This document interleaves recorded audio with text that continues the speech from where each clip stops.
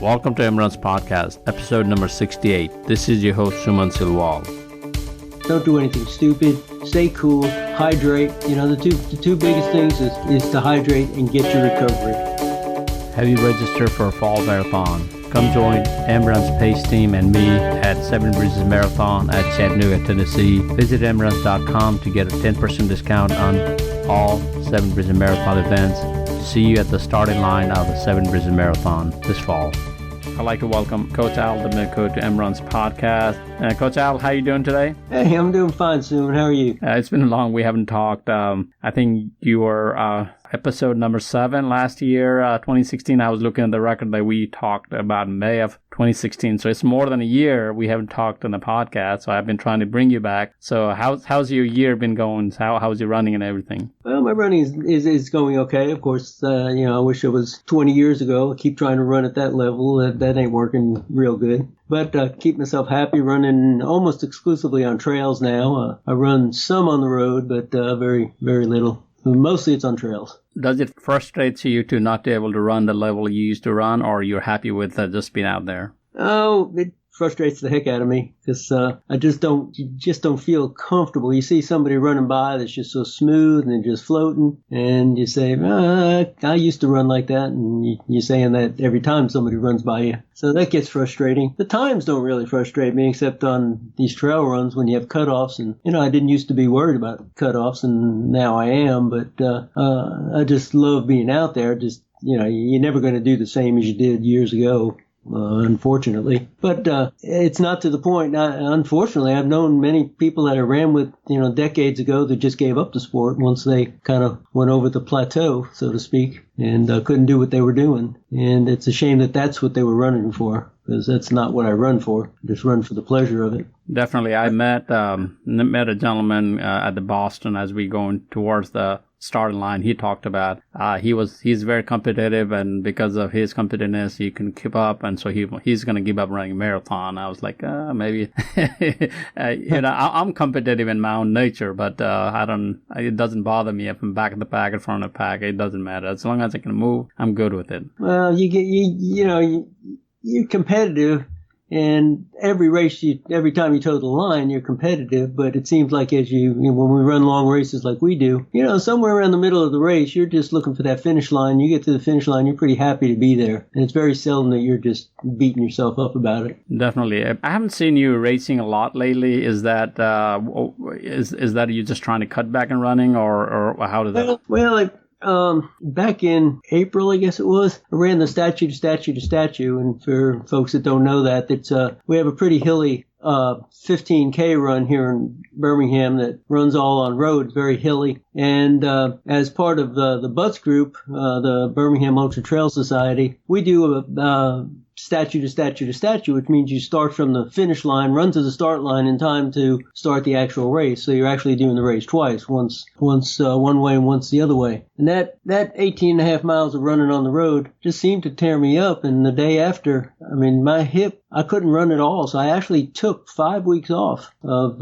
running. Now I didn't take 5 weeks off from being out there. I got to be a very good power walker over those 5 weeks, but I could not run at all. So I skipped a couple of the Butts early runs, the Memorial Day run, and they had one before that. I can't remember the name of it off the top of my head. A Run for Kids. Yeah. So the Run for Kids, so I planned to do that, and then I said, do I want to do 50K even though it's flat? And I said, my son used to go to school. I used to tell him, don't do anything stupid, and he said, how will I know it's stupid? And I say, after you do it, you'll say that was stupid. So now I'm telling myself that. So unfortunately, I had to skip that one too. But I plan to be out there for the Hotter than Hell and the Ridge to Ridge, and I'd love to do the 3-stage race in September. That still is one of my highlights. I've run Boston, I've run Pikes Peak, but that was the first stage race I did, was the one here. It was just such a thrill to complete those 3 races. Those 3 runs in 3 days. It's still one of the highlights, and I'd love to go back and do that again. Definitely. I always enjoy doing the stage race. Kind of it breaks, for me, is the stage race breaks my summer training, summer racing to fall, brings me to the fall racing calendar. So usually that's when I turn my calendar. So that's how I do it too. I enjoy doing the stage race. So well, it's so interesting. The recovery is so important. You finish one race and that's the end of that. And now you're in recovery stage till the next morning. And it's so interesting to find out what is the key. How can I recover the quickest? And it's all dietary. It's all getting your feet up, and it's just getting cooled down, and then toe the line again. And of course, the way the 3 stages go, the last stage is the toughest one, the longest one, and the hilliest one. So, you got to think about it. You don't just go out there and say, well, I'm going to do this race. Yeah. For me, it's like the end of second days is usually the hardest one. But the last days, usually I run pretty free and pretty fast too. So being in, even if it's tough, but I run it because I don't have to run out of the stage next day. So usually that's how it works for me. So talking about fall season, fall training. You have experience running in Alabama for years. Tell us about the fall training. What should we prepare for? The summer heat is here, and it's not going to go away till late September, October. So let's talk about a little bit about that. Yeah, it's gonna be here for a while. And the biggest thing back when I was running, we were talking about competitively, but when I was running what I call competitively, I had a job that the best time for me to run was actually lunchtime, and I ran every day at lunchtime. And but doing that, I did that in the winter, in the fall, in the spring, and the summer. And people would say, you're crazy to be out there in such heat. But by being out there in all 4 seasons, you acclimatize to that heat. So it's not just a case of going out and hitting the 95 degrees or that direct sunlight like we have here. You acclimatize over time. So just like people who do altitude, you need about 2 weeks to fully acclimatize. So if you're going to go out and if all of a sudden we get a heat spell in early spring and you go out, it's going to hit you a lot harder than it does this time of year. Because you've been out there for a while now this time of year, but when it hits you all of a sudden, it's going to hit you harder. So that getting used to it is most important. And when you get into this time of year, trying to stay out of that direct sunlight is important. Get out of the sun. And the way most runners do it, most long distance runners, is they'll get up early and run before work, or they'll get up 4:00, 4:30 and put in their runs then.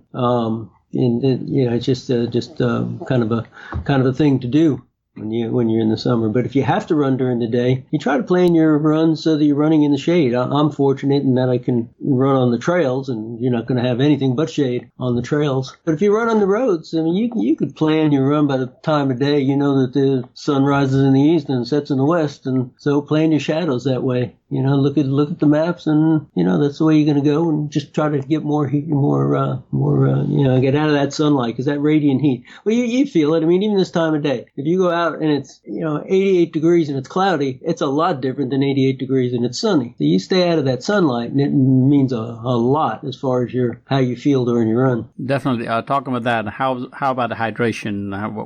How can we prepare for hydration? I do now. Finally, I got the hydration vest for ultra running. For road running, usually I don't do anything. I just carry a bottle of water. So right, people who see me, I have a bottle of water. I'll go out for a 3-mile run and have a bottle of water with me all the time because I've gotten used to running. But I was like you. I just kind of didn't want to use a vest for the longest time. And then I did get one, and now I love it. Now, I don't use a bladder. What I use is I carry a water bottle, and then in the pockets, the front pockets, I have water bottles there. And in the vest, I just put other stuff back there. Mostly I put trash that I find on the trail, and I put that in the pocket in the back. But the water, you're going to drink so much more during the winter. I went out this morning and did about 10 miles up at Oak Mountain, and I easily went through 40 ounces of water with what I had with me. And of course, in the wintertime, you're not going to go through nearly that much. The thing about the fluids is what you want to get is the hydration. I'm really not sold on how much electrolytes you need unless you're in one of the longer races. I've been meaning to put a thing up on Facebook. And I'm not trying to knock the product, but I just want to know, what is it about Tailwind? Tailwind seems to have taken at least this town by storm. And I just don't understand what the fascination is with Tailwind, because it seems like it has a little bit more. Well, it has about twice as much electrolytes, but they say that's all you need. That's all you need for a long run. You don't need anything else. You don't need it to stop at the aid stations. And it seems like if you just get adding some more sodium and some more potassium, what is the difference? Why is it such a big, so much better than the other sports drinks? But I'm not gonna get on that. That doesn't matter. But as far as electrolytes go, there's so many different kinds. There's, tablets you can put in your water bottle. There are the typical drinks that you have, including Tailwind. And you can take your goo if you want to, and get your electrolytes and get your carbohydrates that way. You got to keep that up because you're going to fatigue so much easier in the summertime. When you're running out there, we used to use a term called perceived rate of exertion. What you feel, how hard do you feel like you're working? And this time of year, your PRE is going to hit you at so much of a slower pace than it would in the cooler weather. But that's what you got to go by. It's how hard am I working, and try to internalize that. And a good runner can do that. He can say, I'm working at 80% of full out max right here. And that's where you want to, I'm not saying that 80% is where you want to go,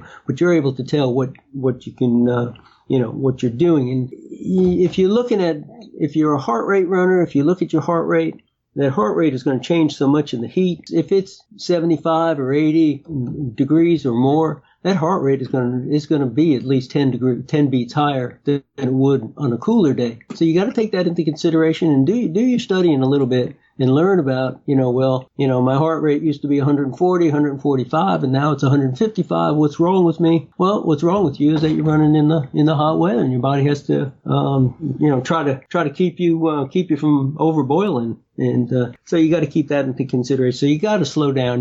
Don't worry about your pace. Just go by your perceived rate of exertion, of how you feel you're doing. And if you feel like you're putting in the effort, that's what you need. Because once that cooler weather comes, as well as any other experienced runner, when that cooler weather comes, you're going to all of a sudden be putting in some pretty good times with the same amount of exertion that you were doing in the summertime. Definitely. I usually advise people not to skip summer training. Such an important part of that whole training. Some of the points I wanted to kind of mention about the Tailwind.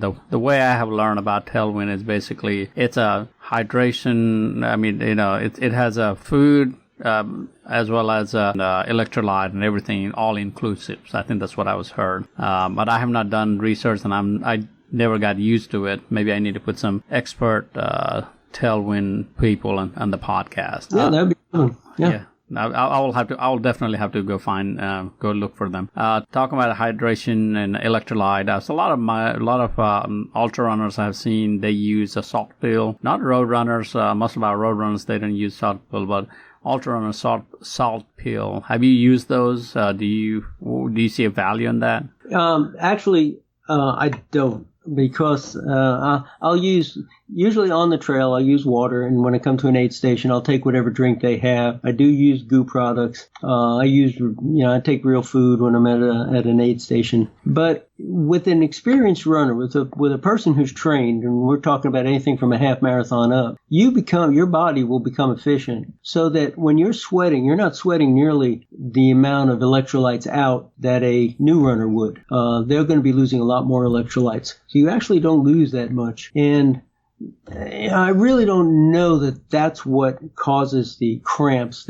What people say is you lose electrolytes and you have cramps. Well, what the cramps are really is that your muscles are over fatiguing. You might not be trained right. You're running at a faster pace. You might be running a race that is hilly and you didn't train on hills. But it's usually that over fatigue factor that causes cramps and not a loss of electrolytes. And just as a sidelight, the very best thing that I have found for cramps is these little mustard packets. They are invaluable to me. I'll carry 2 or 3 in my water, with the water bottle pocket that they have, and I'll carry them there. But I've had some races where I probably went in undertrained, but I'll be going up a hill, and all of a sudden a muscle that never cramped before, my adductors, in my thigh would just cramp up. And I'll take a mustard packet, and I swear within 30 seconds it's gone. And it's a reflex. It's not that it even has to hit your stomach. It hits the back of your throat, sets off a reflex that'll actually shut down that cramp. That's the best thing for cramps. So I don't know that loss of electrolytes actually causes any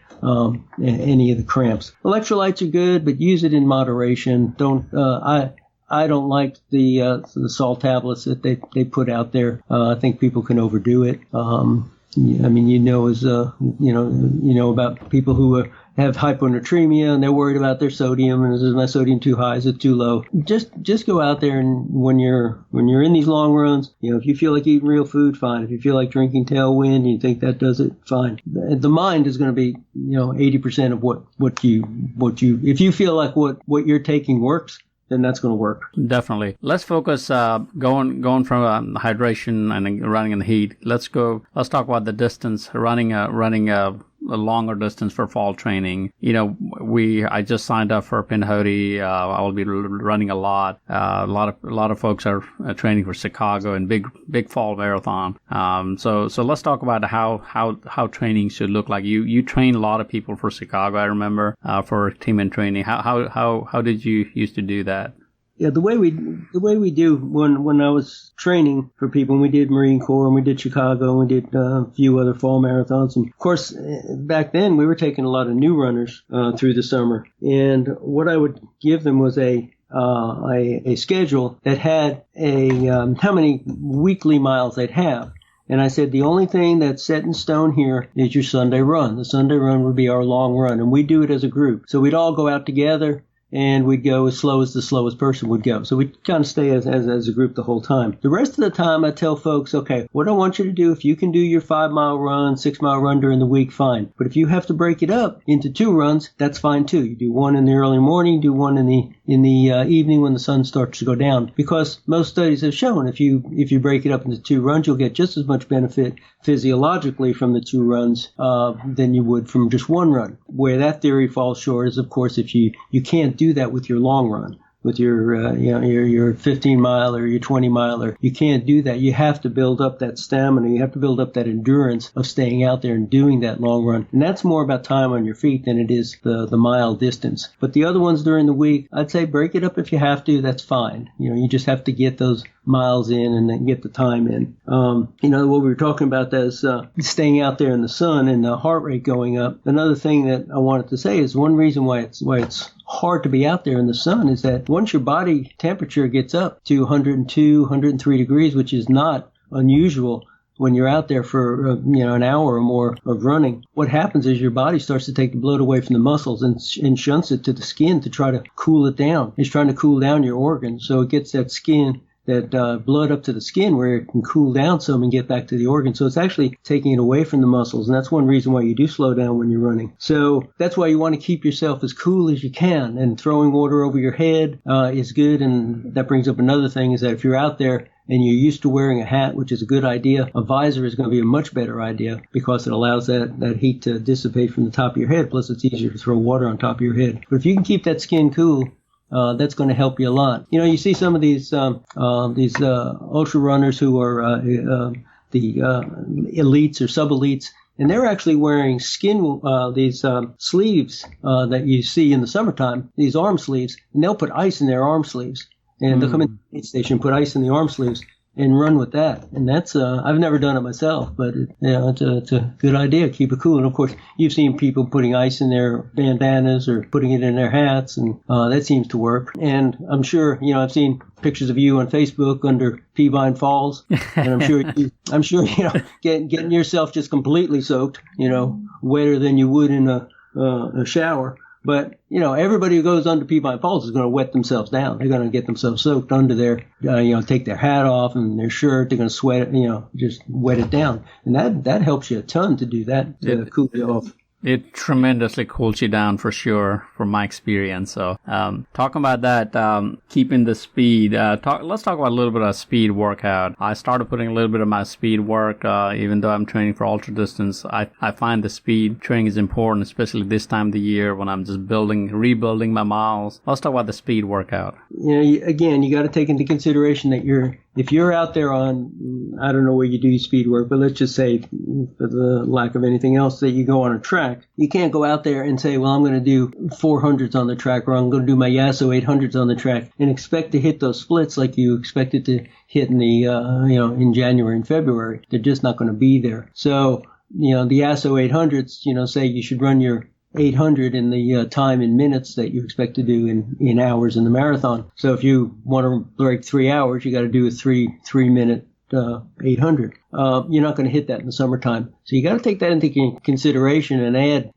10 or 20% to what you expect to do. Again, it's that perceived exertion. If you're hitting these things and you feel like that exertion is what you've got, then that's fine. It's not necessarily because, you're just not hitting it and try to run harder. That's going to bring you down even more. And you got to remember too, one of the first things we said in this podcast was most people are going to get up early and run in the summertime to try to beat the sun. But if you get up in the morning, if you're going to get up at 4 o'clock and run and then go to work and then you come home at the end of the day, you're not necessarily going to go to sleep at 7 o'clock. You're still going to stay up, watch TV, play with the kids, do what you're going to do and go to bed at 10 o'clock. Well, now your sleep is really, people who run in the summertime, they're going to have a lot of sleep deprivation, and sleep is so important in recovery. And you're losing sleep due to you getting up early and you're going to bed late in the evening. So now instead of getting 8 hours of sleep, you might be getting 5 or 6. And this becomes cumulative. So you can do it for a week. You can do it for 2 weeks. But,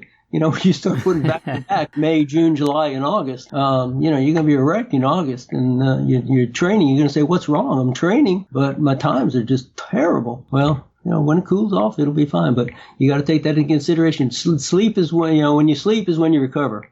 That's when you're going to recover the most. Definitely. I do my training. I do training at the track at Hartman Park, but they're, it's like you said, it's difficult. I have seen my speed has gone down. I think last year we discussed, it may be my age or just ultra running, I think that's the next podcast. Yeah.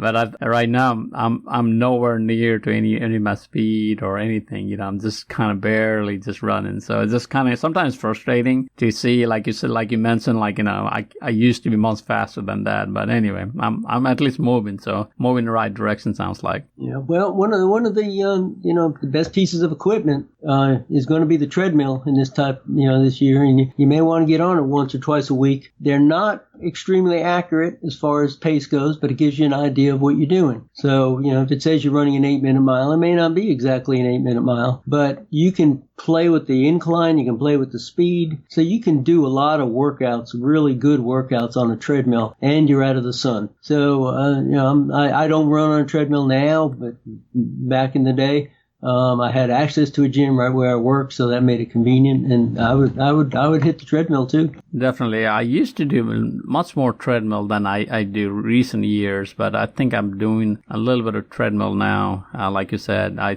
still need to have what do you call some of the experience inside, cooler weather, type of temperature, kind of control temperature and control speed. Talking about that, doing elevation, how important it is to do hills around this time of the year. I have 3 H's: hot, humidity, and hills. 3 H's. Usually when in the middle of the day, when it's the hottest day, I go run the hills. So let's talk about for in general public, friends who are listening to us. Let's talk about the importance of running hills. Well, the hills.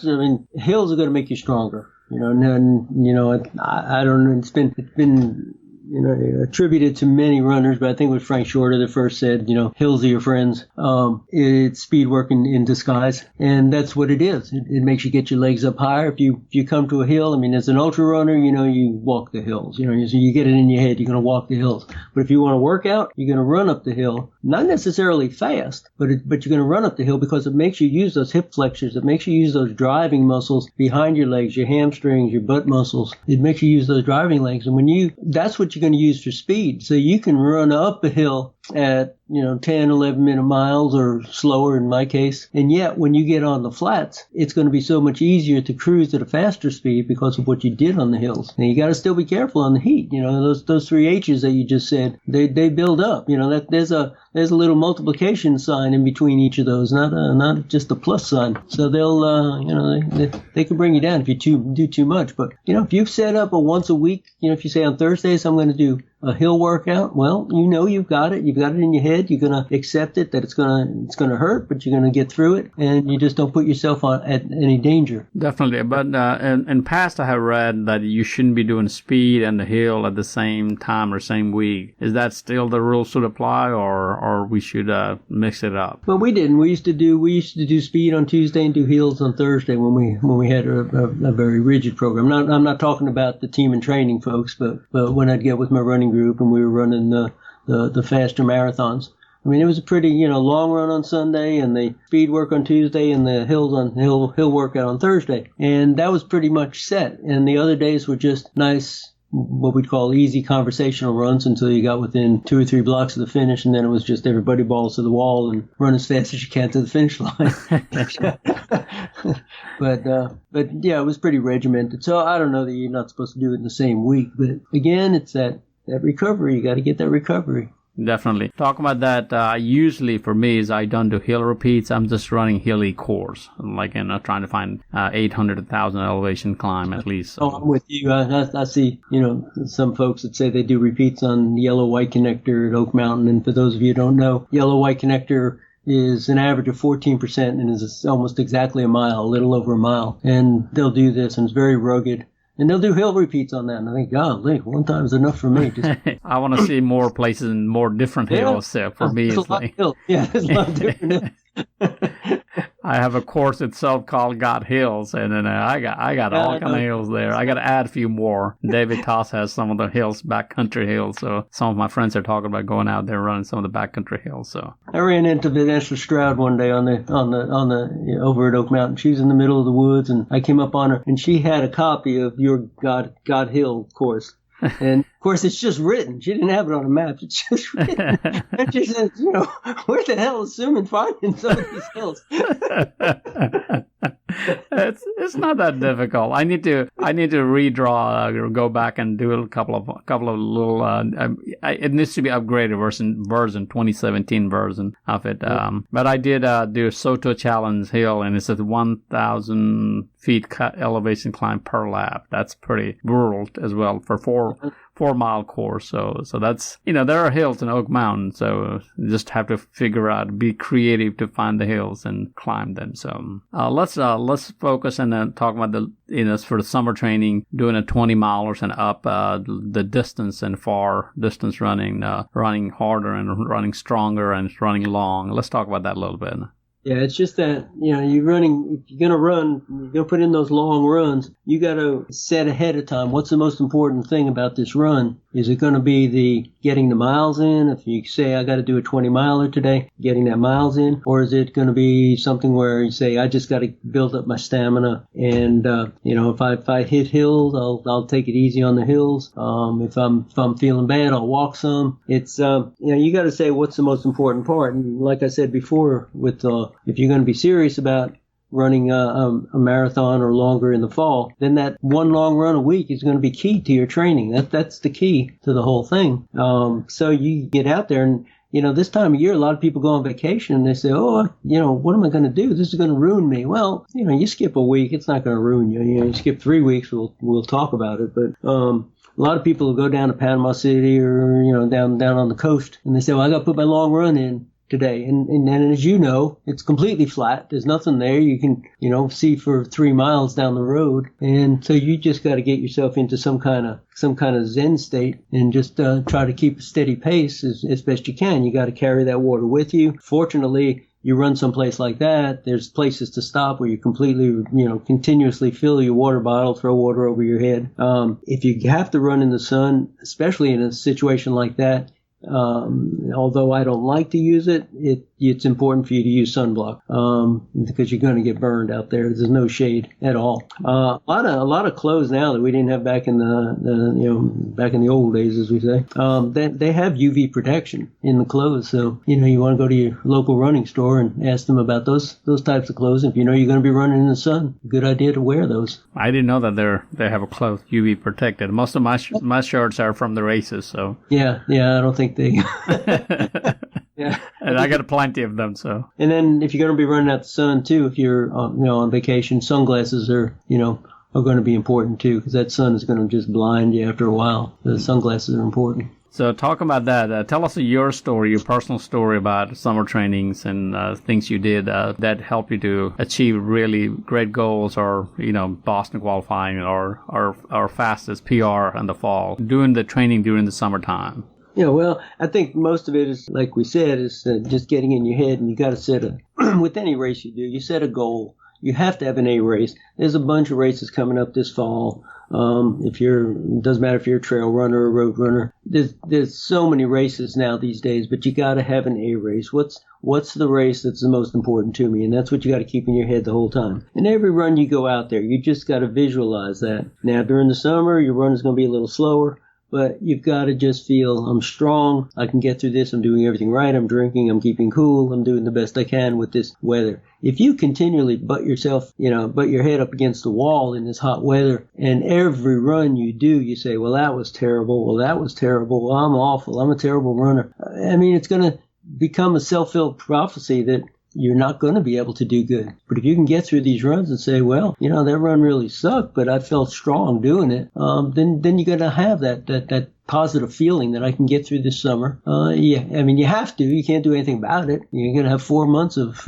85 to 100 degrees. So, that's the thing you got to accept, whatever that saying is, you can divide the things that you can change and divide the things you can't change. So do everything that you can change and take care of it and then go on your way. But you've got to stay positive. You got to keep that goal in front of you. You can't wait until September or October to start training. Definitely. So is that how you took, whenever you're doing, your races? Yeah, I think one good barometer to do is to take some courses that some courses, and I'm not saying a 20-miler, although you could do it, but when you're well into your training, 6 to 8 weeks into your training, and do the course, and then when the weather starts to get cool, do that same course, and just see, with the same amount of effort, your time is going to be so much better on the same course. Now, true, you'll be a little stronger because you've continued to train all this time, but it's just amazing that hard training through that sweating and that slogging and that slower pace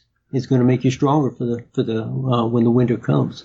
Definitely. One of the things that this year I'm trying to see, I call it time trial, almost like what you just mentioned, just go in a course, to go in a finite distance that you want to try, see how you do over the period of time. Is that a good idea to do it? So I know I run like 5K today, see what time I do it, and a month from now, how will I perform? Is it a similar course? It has to be a similar course. Is that something you suggest people to do it, or just not to worry about that? Well, it's funny you say a 5K. I always used to tell my runners that it's great to enter 5Ks because they're short enough. You're not going to wear yourself out doing it, although, at around mile 2, you're going to think I'm, telling you a lie. But I think it's good to do that. I think they're good strengtheners. But, like there was one today up in Fultondale, the Stampede Run, that's been run for, 35, 40 years. They'll get a huge crowd out there. And it'll be a good one to run because every year you can go back and see if I'm getting faster or slower. But the thing is that it's right in the middle of the summer there. It's a 5K. You're going to put yourself out. And then maybe again, in July, you pick another race, not necessarily Peavine Falls, which goes up a hill, but find another 5K that